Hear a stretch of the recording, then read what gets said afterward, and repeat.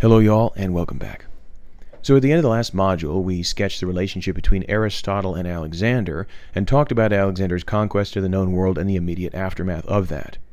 Now the period between the death of Alexander the Great in 323 BC and the Battle of Actium in 31 BC, very roughly marking the beginning of the Roman Empire, is known in human history as the Hellenistic period. And this is because Hellas is Greek for Greece, and in this period, Greek thought, language, and culture predominated in the known world. Macedonians obviously are not nationally Greeks, but they speak Greek, they worship Greek gods and goddesses, they read Greek literature, poetry, philosophy, obviously. So Greek thought, language, and culture predominates, and the entire world is Hellenized or Greekized in this period.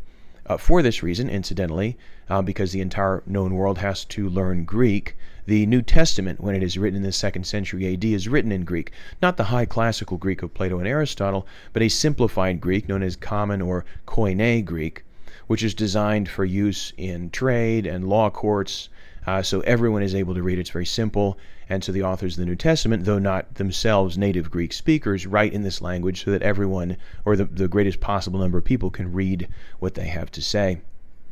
Now, in this period, 3 philosophical schools predominate. They begin in this period, they flourish in this period, and they survive and flourish well after the end of this period, well into the Roman imperial period, before declining somewhat in popularity over against the rise and predominance of Christianity. These 3 schools are Stoicism, which we'll look at in this module, Epicureanism, which we'll look at in the next module, and Pyrrhonian skepticism, which we'll look at in the module after that. Now, these 3 schools, often referred to as Hellenistic philosophies or Hellenistic philosophical schools, are different in 2 very important ways from the philosophies that we've looked at up to this point. So the philosophies of Socrates, Plato, and Aristotle. And they're different in 2 major ways. The first is that they are fundamentally popular in orientation.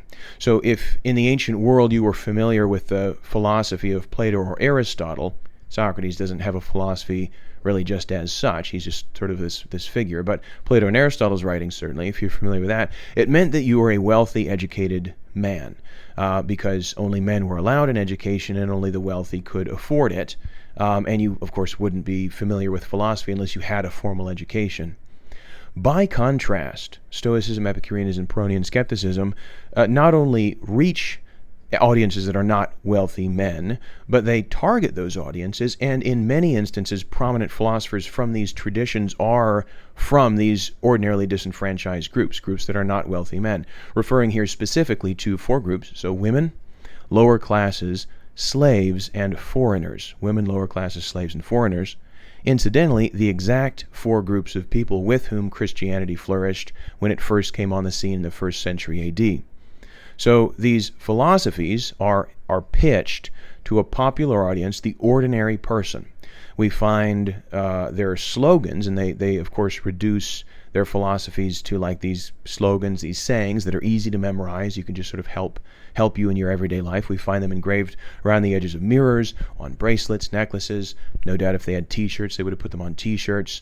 So these are aimed at the common person, ordinary people. This ties in very closely with the second major difference between the philosophy of Plato and Aristotle on the one hand and these Hellenistic schools on the other hand, which is that they are practical in orientation. So Plato and Aristotle are asking questions like, what is the metaphysical basis of moral truth? What is the fundamental nature of mathematical entities? Are they non-sensible substance? Are they based in physical substance?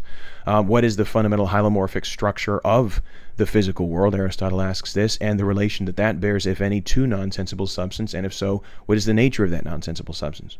So these are interesting and important philosophical questions, but they're quite abstract by nature.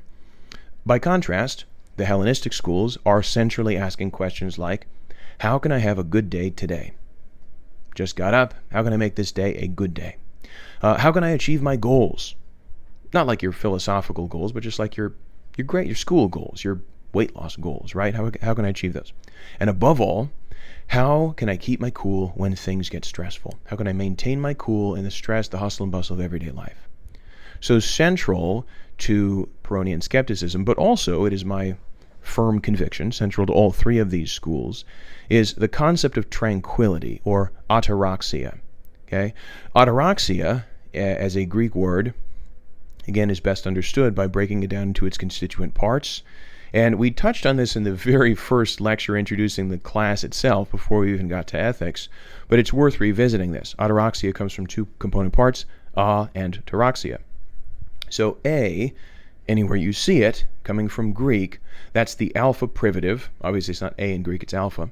The alpha privative, and it means not whatever follows. Again, recall this from the first lecture. So an atheist is someone who doesn't believe in God. Asexual is someone who's not sexually attracted to anyone. Asymptomatic means not showing signs or symptoms. Okay, so here, ataraxia means no taraxia, and taraxia are worries or troubles. Tarasso is a Greek verb that is used, for instance, of a sea that's stormy and choppy, right? So literally it means no worries. Now, somebody of my generation, and I suspect of like a younger generation as well, when my ear hears no worries, I think of Hakuna Matata from The Lion King, right? No worries, in this song. And it's interesting to me because ataraxia and Hakuna Matata, while in some respects similar, are actually, if you kind of dig down a bit, diametrically opposed philosophies. So Hakuna Matata, as this sort of philosophy of life, as I understand it, is the idea that you get away from it all.